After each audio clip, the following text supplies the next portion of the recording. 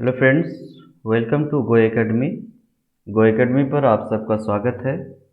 आज हम लोग एवीएस डिस्कस करने वाले हैं। इससे पहले हमने एवीएस के क्लास 1 डिस्कस किया था। अगर आपने क्लास 1 अभी तक नहीं देखा है तो प्लीज़ प्लेलिस्ट में जाके देख लीजिए, क्योंकि एवीएस की संपूर्ण कंप्लीट तैयारी आपको मैं इसी यूट्यूब प्लेटफॉर्म से यानी कि गो एकेडमी से कराऊंगा। अगर आपने अभी तक इस चैनल को सब्सक्राइब नहीं किया है तो प्लीज़ सब्सक्राइब कर लीजिए, बेल आइकन को प्रेस कीजिए ताकि आप तक हर छोटी बड़ी इन्फॉर्मेशन पहुंचता रहे। चलिए आज का क्लास हम लोग स्टार्ट करते हैं। सबसे पहले हम डिस्कस करेंगे चींटी के बारे में, है ना। इसके क्या कैरेक्टरिस्टिक्स होते हैं, किस तरह का ये इंसेक्ट है। ओके, तो चींटियाँ चलते समय ज़मीन पर कुछ गंध छोड़ जाती हैं, जिसे सूंघकर पीछे आने वाली चींटियों को रास्ता मिल जाता है। एक अजीबोगरीब कैरेक्टरिस्टिक्स इसमें होती है, विशेषता होती है कि ये चलते समय अपने पीछे गंध छोड़ जाती है, जिससे पीछे आने वाली चींटियों को पता चल जाता है रास्ते का। फिर उसी मार्ग पर वो सीधा चलती रहती है। इसमें कौन कौन सब चींटियाँ होती है? पहरेदार चींटी होती है। एक विशेष प्रकार की गंध के कारण दूसरी चींटी को पहचान लेता है। यानी कि जो पहरेदार चींटी होती है वो चींटियों की गंध से पहचान लेता है कि वो उसके ग्रुप का है या नहीं है। चींटियाँ खाने की चीज़ों को अपने बिल में जमा करती है। जिसके फूड के आइटम होते हैं इसको वो अपने बिल में जमा करके रखती हैं, फिर वो खाती हैं। ठीक है। नेक्स्ट पॉइंट है चींटी के सिलसिले में एंट से रिलेटेड। चींटियाँ मिलजुल कर रहती हैं, यानी कि ग्रुप में रहना पसंद करती हैं और सबका काम बटा हुआ होता है। ग्रुप में बहुत सारी चींटी हैं जो ग्रुप वर्क बटा हुआ होता है। ठीक है। एक रानी चींटी होती है, इसका काम क्या होता है? अंडा देना, अंडा देती रहती है। और सिपाही चींटी होती है, बिल का ध्यान रखती है। जिसका बिल होता है, घर होता है, वो उसका ध्यान रखती है। और काम करने वाली चींटी जो है भोजन ढूंढ कर लाती है। ठीक है, यहाँ तक क्लियर है। ये कुछ मेन पॉइंट था, है ना, चींटी से रिलेटेड जो आपको याद रखना है। नेक्स्ट हम डिस्कस कर रहे हैं रेशम के कीड़े के बारे में। बहुत इम्पोर्टेंट है ना। रेशम के कीड़े का क्या विशेषता है? ये अपनी मादा को यानी कि फीमेल पार्टनर को उसकी गंध से कई किलोमीटर से पहचान लेता है। अपनी फीमेल पार्टनर को उसकी गंध से कई किलोमीटर से पहचान लेता है कि वो कहाँ पर है ना। ठीक है। नेक्स्ट मच्छर के से रिलेटेड हम पढ़ेंगे। मच्छर मनुष्य के शरीर की गंध, खासकर पैरों के तलवे की गर्मी से उन्हें ढूंढ लेती है। आपके जहन में एक क्वेश्चन होता होगा कि मच्छर रात में आप तक कैसे पहुंच जाते हैं? जी हाँ, मच्छर के अंदर एक स्पेशल कैरेक्टरिस्टिक होती है, वो ये कि वो आपके शरीर के गंध से आप तक पहुंच सकता है और आपके पैर के तलवे में जो गर्मी होती है उससे भी उसको पता चल जाता है कि यहाँ पर मनुष्य है। तो इस तरह मच्छर आप मनुष्य तक अप्रोच कर पाता है और फिर उसका वो इलाज करता है ना, यानी कि काटता है। मच्छर पानी में अंडा देता है ना। मच्छरों के द्वारा कौन कौन सी बीमारी फैलती है? Dengue, malaria, chikungunya. ये 3 तरह की बीमारी मच्छरों से फैलती। बहुत बहुत इम्पोर्टेंट पॉइंट है, आप इसे याद कर लीजिए। मच्छरों से डेंगू, मलेरिया और चिकनगुनिया जैसी बीमारी पैदा होती है। ठीक है,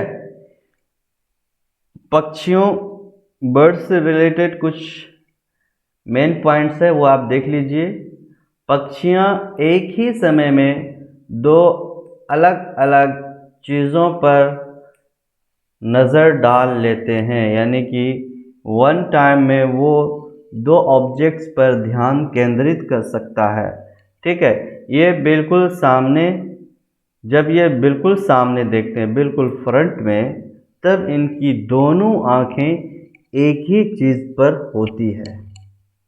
ओके,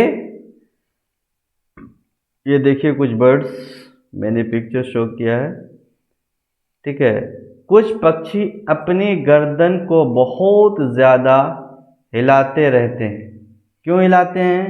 क्योंकि इन पक्षियों की आँख की पुतली घूम नहीं सकती है, जैसे कि उल्लू।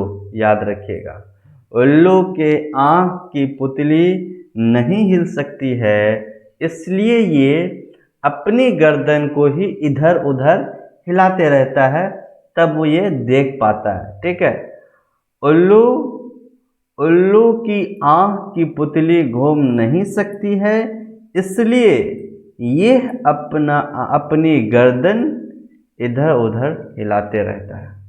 बहुत ही इम्पोर्टेंट पॉइंट है, आप इसको नोट कर लीजिए कि उल्लू के आँख की पुतली हिल नहीं सकती। जैसे हम हिला सकते हैं जैसे वैसे, है ना, थोड़ा सा लेफ्ट राइट कर सकते हैं, तो उल्लू वैसा नहीं कर सकता है ना। इस वजह से ये अपनी गर्दन ही हिलाकर इधर उधर देख पाता है। देखिए उल्लू को, है ना, देखिए गर्दन हिलाया हुआ है। नेक्स्ट जो पॉइंट है आपको याद रखना है, चील, बाज और गिद्ध। चील, बाज और गिद्ध जैसी पक्षी मनुष्य से, यानी कि इंसान से 4 गुना ज़्यादा दूर तक देख सकते हैं। याद रखिएगा, चील, बाज और गिद्ध, ये 3 तरह के पक्षी हैं। चील, बाज और गिद्ध हमसे, यानी कि मनुष्य से 4 गुना ज़्यादा दूर तक देख सकते हैं। ओके, कुछ तथ्य देखिए। रात में, है ना, जगने वाले जानवर को हर चीज़ सफ़ेद एवं काली ही दिखती है। यानी कि जो जानवर रात में जगते हैं उन्हें हर एक चीज़ 2 ही कलर की दिखती हैं, एक सफ़ेद, दूसरे काले। ठीक है, जिन जानवरों के कान बाहर होते हैं और शरीर पर बाल होते हैं। क्या चीज़? जिन जानवरों के कान बाहर हों और शरीर पर, अंग पर बाल हो, तो वह जानवर बच्चा देता है। फॉर एग्जाम्पल, लायन, शरीर पर बाल होता है, ठीक है, बाहर कान निकले होते हैं, तो ये क्या बच्चा देता है, अंडा नहीं देता है। For example elephant, for example काव, फॉर एग्जाम्पल जिराफ, बहुत सारे ना। ये डेफिनेशन समझ जाइए, है ना, बिल्कुल एक प्रिंसिपल है। जिन जानवरों के कान बाहर होंगे और शरीर पर बाल होंगे, तो वो जानवर क्या देंगे? बच्चे देंगे, बाल हो और कान बाहर हो। नेक्स्ट जो पॉइंट है आपको समझना ये है कि जिन जानवरों के कान बाहर नहीं होते, जिन जानवरों के कान बाहर नहीं होते हैं और ना ही उनके शरीर पर बाल होते हैं, वे अंडे देते हैं। शरीर पर बाल ना हो और कान बाहर ना हो तो क्या देगा? वो अंडा देगा। ठीक है, जैसे कि स्नेक, सांप अंडे देते हैं। क्या देते हैं? अंडे देते हैं। कुछ जानवर तूफान या भूकंप आने से कुछ समय पहले ही अजीब और गरीब हरकत करते हैं, जिससे जंगल में रहने वाले लोग समझ जाते हैं कि कुछ बुरा होने वाला है। कुछ जानवरों एनिमल्स के अंदर ये कैरेक्टरिस्टिक होती है कि अगर कुछ अनहोनी होने वाला है तो पहचान जाता है कि कुछ मुसीबत आने वाली है, तो उसकी एटीट्यूड में, बिहेवियर में चेंजिंग आ जाती है। जो लोग जंगल में रहते हैं काफ़ी दिनों से, वो भांप लेते हैं, ठीक है, कि कुछ होने वाला है। जानवरों को शिकार क्यों किया जाता है? अलग अलग जानवर के शिकार करने का अलग अलग उद्देश्य है। हाथी के शिकार इसलिए करता है कि उसके दांत को बहुत कीमती होते हैं, उसके दांत के लिए उसको शिकार किया जाता है। गैंडा को उसके सींग के लिए, शेर, मगरमच्छ और सांप को खाल के लिए, ठीक है। हमारे देश में केवल सांप से रिलेटेड बहुत बहुत इम्पोर्टेंट है, आप याद रखिएगा। सांप से रिलेटेड कुछ पॉइंट हमने फाइंड आउट किए हैं एनसीईआरटी की बुक से। चूँकि हमारे सीटीईटी के एग्ज़ाम में एनसीईआरटी बेस्ड ही क्वेश्चंस बनते हैं, इसलिए हमने इस सेशन में सिर्फ एनसीईआरटी ही की कंटेंट को डिस्कस किया है और उन्हीं कंटेंट को लेने की कोशिश की गई है जो एनसीईआरटी में की बुक में है, ईवीएस की बुक में, यानी कि अप टू 5 जो बुक है ईवीएस की होती है उससे लिया गया है। इसलिए बहुत बहुत इम्पोर्टेंट होता है। बस आप गौर से और एक एक पॉइंट याद करने की कोशिश कीजिएगा। लास्ट में मैं एमसीक्यूज भी कराऊंगा, जिससे पता चल पाएगा कि आपके अंदर कितना नॉलेज है ईवीएस से रिलेटेड, या आपने कितना गौर से इस वीडियो को देखा है ना। अगर आपके मन में कुछ भी क्वेश्चन हो तो कमेंट बॉक्स में ज़रूर लिखिएगा, तो उससे हमें हेल्प मिलेगा कि और आपको कैसा कंटेंट क्या चाहिए, इसमें क्या ऐड किया जा सकता है ना। कमेंट्स ज़रूर लिखिएगा। हाँ, लाइक शेयर करना बिल्कुल ना भूलें। लाइक शेयर करते रहिए, सब्सक्राइब कीजिए और बेल आइकन को प्रेस करना तो बिल्कुल भी ना भूलें, ताकि आप तक हर छोटी बड़ी इन्फॉर्मेशन पहुंचता रहेगा, ठीक है। देखिए, सांप से रिलेटेड क्या बातें हैं। हमारे देश में केवल 4 तरह के ही सांप जहरीले होते हैं। कितने तरह के? सिर्फ 4 तरह की। बहुत सारे सांप के प्रजातियां हैं यहाँ पर, है ना, लेकिन जो 4 ही तरह के सांप वो जहरीले होते हैं, है ना। इसलिए डरना घबराना नहीं है। अगर कोई भी कुछ सांप काट ले तो डरना नहीं है, बल्कि फ़ौरन हॉस्पिटल जाना है ना। इनके नाम, यानी कि जहरीले जो 4 तरह के सांप, इनके नाम क्या हैं? क्रेत, दुबिया, अफाई तथा नाग। ये 4 तरह के सांप होते हैं जो जहरीले होते हैं। सांप जब किसी को काटता है तो उसके 2 खोखले जहर वाले दांत से उस व्यक्ति के अंदर जहर चला जाता है। सांप के मुंह के अंदर 2 खोखला दांत होता है, जिसके माध्यम से जिस आदमी को काटता है उसके अंदर जहर जाता है, ठीक है। तो ये भी बहुत इम्पोर्टेंट पॉइंट है, आपको याद रखना है। खोखले दांत के माध्यम से व्यक्ति के अंदर जहर जाता है, ठीक है। इलाज के लिए जो इंजेक्शन दी जाती है, जो दवाई दी जाती है ना, उसे सीरम कहते हैं। क्या कहते हैं? जब आप हॉस्पिटल जाएंगे तो आपको यही दवाई मिलेगी, क्योंकि सांप काटने की यही दवाई है। सांप के जहर की दवाई का नाम है सीरम, जो कि उसके शहर से ही जहर से ही, है ना, यहाँ पे थोड़ा टाइपिंग मिस्टेक हो गया, ये जहर शब्द है, जहर से ही विष, उसके विष से ही तैयार किया जाता है। नेक्स्ट है, सपेरे को क्या कहा जाता है? कालबेलिया भी कहा जाता है। सपेरे को कालबेलिया भी कहा जाता है। सांप के कान नहीं होते हैं, सही बात है भाई, वह केवल ज़मीन के कंपन को ही सुन पाता है। सांप के कान नहीं होते, वो बिल्कुल वो जो ज़मीन में जो कंपन होती है सिर्फ उसे ही वो सुन पाता है। ये आज का सेशन था, आज की क्लास थी। मैं वीडियो को बहुत ज़्यादा लंबा नहीं करता हूँ, छोटे छोटे चैप्टर्स को, है ना, क्योंकि बहुत सारे मैं वीडियो लेक्चर में अपलोड करूँगा 10 से 15-20 मिनट का, ताकि आप का जो सेशन हो इंटरेस्ट लेस ना हो, इंटरेस्ट आपका बना रहे, है ना। तो चलिए आज कुछ क्वेश्चंस को देख लेते हैं जो हमने पढ़ा है। निम्न में से कौन सा पक्षी मनुष्य से 4 गुना ज़्यादा देख सकता है? इंसान से 4 गुना ज़्यादा कौन सा पक्षी देख सकता है? कबूतर, तोता, कौवा या फिर बाज? जी हाँ, ऑप्शन नंबर डी इसका सही आंसर होगा।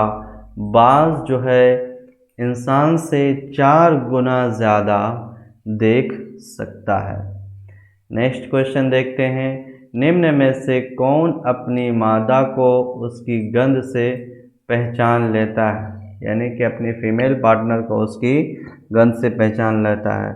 मधुमक्खी, तितली, कौवा या फिर रेशम का कीड़ा? कौन? रेशम का कीड़ा। ऑप्शन नंबर डी इसका सही आंसर होगा कि रेशम का कीड़ा अपनी मादा को उसकी गंध से पहचान लेता है। ठीक है। नेक्स्ट है, निम्न में से कौन से सांप जहरीले होते हैं? क्रेत या फिर नाग या फिर ए और बी दोनों, यानी कि क्रेत और नाग दोनों, या इनमें से कोई नहीं? तो ऑप्शन नंबर सी इसका सही आंसर होगा, क्योंकि क्रेत और नाग दोनों ही जहरीले होते हैं। अभी हमने बताया कि 4 ही प्रकार के सांप हमारे देश में जहरीले हैं, है ना। नेक्स्ट क्वेश्चन है, सांप काटने के बाद तुरंत नज़दीकी सदर अस्पताल जाना चाहिए? सही बात है। सांप के इलाज के लिए कौन सी दवाई दी जाती है? बहुत important question. Rabies, chloroquine, paracetamol या फिर सीरम? कौन सी दवाई दी जाती है? अभी इससे पहले हमने डिस्कस किया। ऑप्शन नंबर डी सीरम दी जाती है। क्या दी जाता है? सीरम दी जाती है ना। सांप काटने की दवाई सीरम है। नेक्स्ट क्वेश्चन है, निम्न में से किस पक्षी की आंख की पुतली नहीं घूमती है, इसलिए वह बार बार अपनी गर्दन ही घुमाता रहता है? यानी कि वो अपनी गर्दन ही घुमाता रहता है क्योंकि उसकी आंख की पुतली काम नहीं करता है। देखिएगा ऑप्शंस को, कौवा, गिद्ध, बाज या फिर उल्लू। अभी हमने डिस्कस किया, उल्लू के आंख की पुतली नहीं हिलती है, इसलिए वो अपनी गर्दन हिलाता रहता है। आज का सेशन यहीं पर कंप्लीट हुआ। अगर आपको वीडियो अच्छा लगा तो प्लीज़ शेयर कीजिए दोस्तों के साथ, ताकि उनका भी प्रिपरेशन बेहतर ढंग से हो सके। और अभी तक आपने चैनल को सब्सक्राइब नहीं किया है तो प्लीज़ गो एकेडमी को जाके सब्सक्राइब कीजिए, बेल आइकन को प्रेस कीजिए, ताकि आप तक हर छोटी बड़ी इन्फॉर्मेशन पहुंचता रहे। Thank you so much.